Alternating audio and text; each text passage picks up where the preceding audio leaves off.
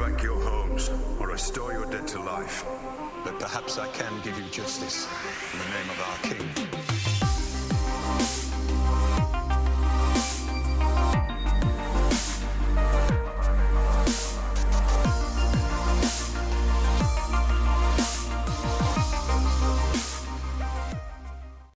Hey everyone, I've been reading A Song of Ice and Fire and watching Game of Thrones a lot. I mean, I have to find some way to entertain that side of me while the show is in its off-season. And as much as I feel like I choose a direction that I believe is right for the Faceless Men of Braavos, something else debunks my ideas.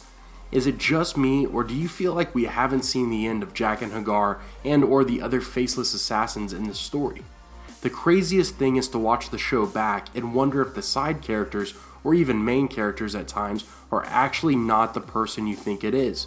At the end of Season 6, when Arya reveals herself to Walder Frey, you can see how easily the show can pull tricks on the audience, even though I could see that specific reveal happening before it really did.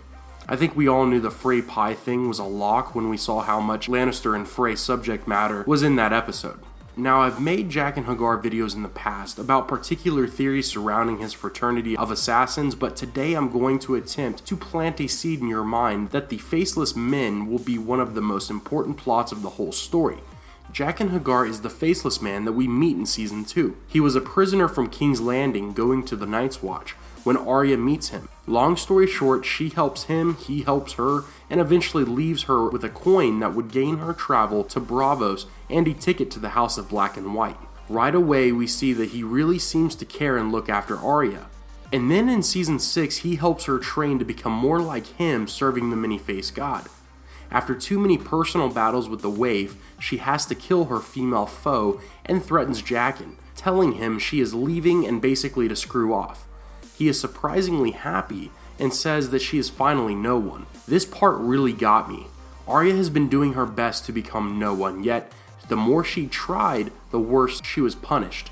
And then she fails her assigned task, which was her last strike, and ended up killing the Waif, only to put her bloody face on the wall, completely going against her training, which propelled Jaqen to congratulate her.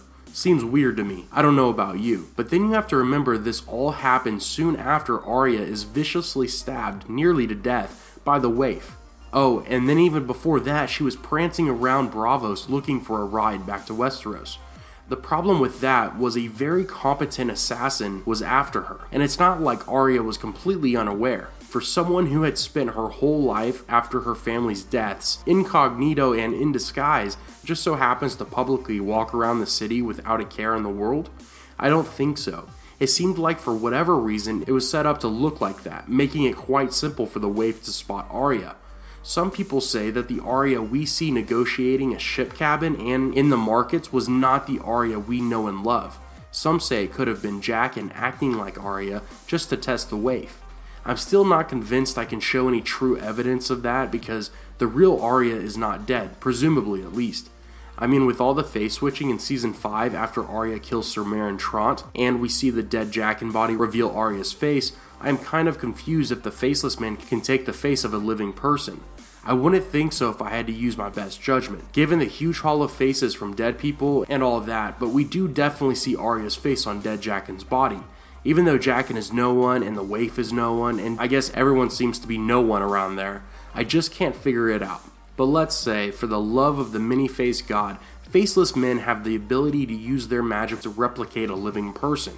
Arya could have, at this point, been someone else. You have to admit that Arya just doesn't seem exactly normal walking the streets of Braavos while under major death threats. Another thing, Season 6 Jaqen may not be Season 2 Jaqen. I know it's weird to imagine, but there is a real possibility that every time we see his character, it's a different Faceless Man. Just think, when Arya knocks on the door and the old man comes out and she asks for Jaqen H'ghar, the man says no one here by that name. Next time she sees the old man, he takes off a face to reveal Jaqen's face. Arya told the guy exactly who she was looking for.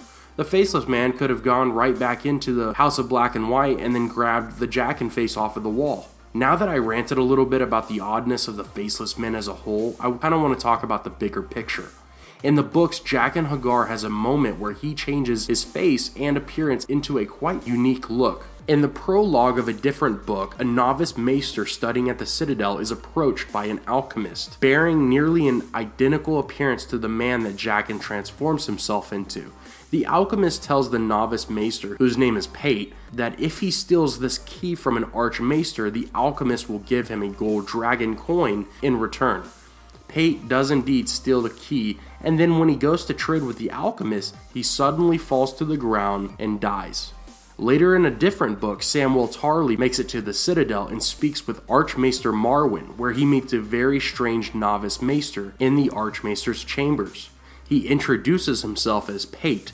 However, at this point, the reader has learned Pate was dead. The importance of this story surrounds the stolen key. That key is capable of unlocking every door in the Citadel, and every Archmaester has one.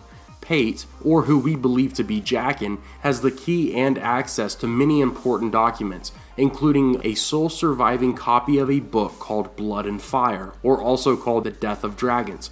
The tome is believed to detail specifics about dragons unknown to the rest of the world, possibly containing a definitive way to kill dragons or even possibly how to hatch eggs. As we know, maesters have tried everything in their power to suppress magic and urged their lords to basically rule with science and logic instead. This book that is under wraps most likely contains very detrimental knowledge to their cause as maesters of the Citadel, and the reader of such a book could attempt to understand these magical powers for themselves, causing an unknown level of destruction to the world. But why would this knowledge be important to the Faceless Men?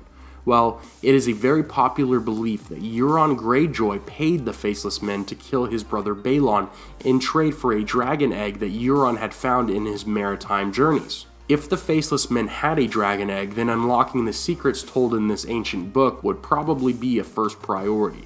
I want to know your thoughts. What is going on with the Faceless Men? What has happened in the story so far with Jaqen, the Waif, and all the others that we don't know about? By chance, if you want to see the full breakdown of the Pate and Alchemist theory, I'll put a link in the description or you can click here. Thanks so much for watching, have a great day, take care, and I will see you tomorrow.